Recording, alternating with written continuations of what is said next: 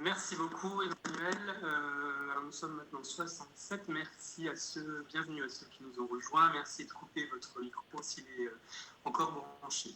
Alors, peut-on tout accepter au nom de la sécurité? Pourquoi est-ce qu'on se pose cette question? Bien évidemment, c'est parce que depuis le début de la pandémie, des mesures particulièrement contraignantes ont été imposées au nom de la sécurité. On peut penser au confinement généralisé hier, au port du masque généralisé dans certaines villes aujourd'hui, à une mise à l'arrêt de l'économie, à la réduction drastique des relations sociales, de la vie culturelle, associative, éducative, au confinement en chambre des résidents des maisons de retraite. On pourrait accumuler les exemples, mais au nom de l'état d'urgence sanitaire, un état d'exception de fait a été institué à un certain nombre d'égards.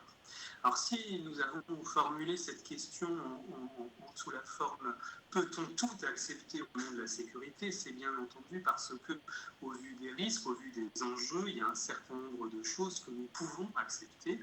Il y a des libertés dont nous pouvons volontairement, temporairement accepter d'être privés. Par esprit de responsabilité, par esprit de citoyenneté, nous pouvons accepter d'y renoncer temporairement à certaines conditions.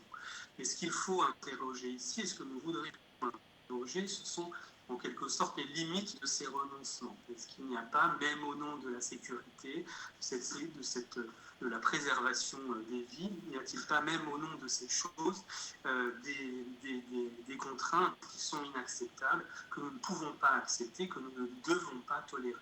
Non pas parce qu'elles nous seraient inconfortables, mais parce qu'elles heurtent ou heurterait nos valeurs fondamentales, parce qu'elle porterait atteinte à ce à quoi nous sommes profondément attachés.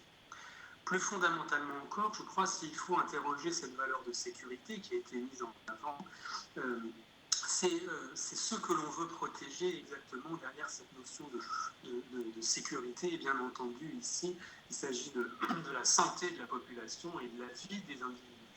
Du coup, la question qui se pose philosophiquement, en tout cas, c'est est-ce qu'il est légitime que la vie prime sur tout, que la préoccupation prime sur tout? Qu'est-ce qui le justifie? Et surtout, quelle est la vie, quelle est cette vie qui est mise en avant et que l'on veut ainsi protéger? Quelle conception de la vie sous-jacente dans ces mesures? Est-ce qu'à certains égards, ce n'est pas une vision, une conception très fonctionnelle de la vie, d'une vie purement corporelle, cette vie que Walter Benjamin appelait la vie nue, le simple fait d'être en vie? Est-ce que cela, ce simple fait d'être en vie, il convient de le sauver à tout prix?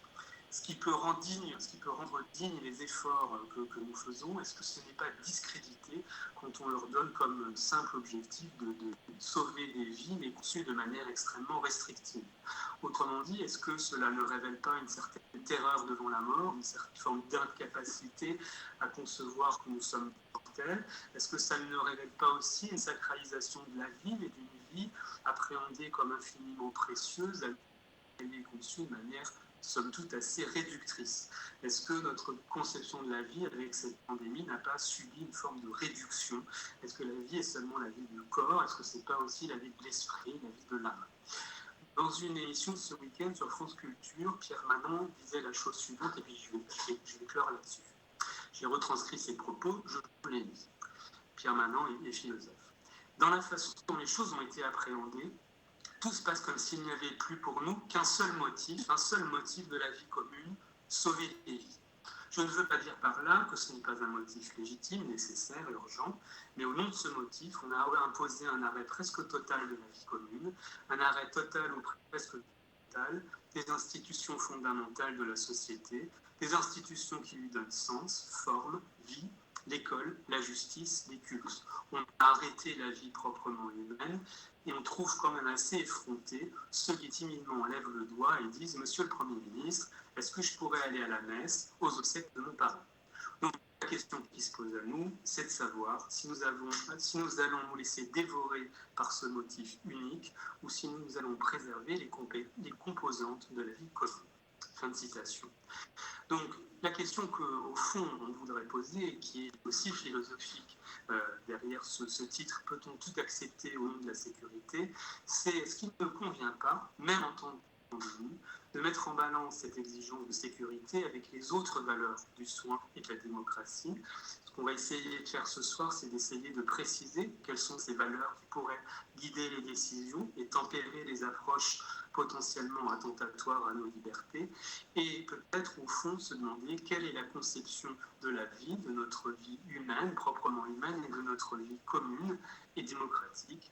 Quelle vie nous voulons au fond défendre, même en temps de pandémie. Alors pour répondre à toutes ces questions, nous avons la chance ce soir d'être en compagnie de 4 intervenants.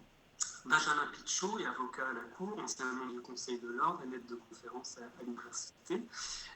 Pascal Chanvel est directeur des résidences et services ABCD à Saint-Maur-des-Fossés et président de la DPA.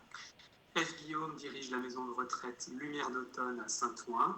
Et Raymond Massé est anthropologue, spécialiste d'éthique de la santé publique à l'Université de Laval au Québec. Et nous le remercions tout particulièrement d'être avec nous ce soir. Je donne tout de suite la parole à Benjamin Pichot pour une première intervention. Merci à ceux qui nous ont rejoints de couper leur micro et n'hésitez pas à nous faire des commentaires dans le chat que Vincent nous les remet. Benjamin, c'est à toi.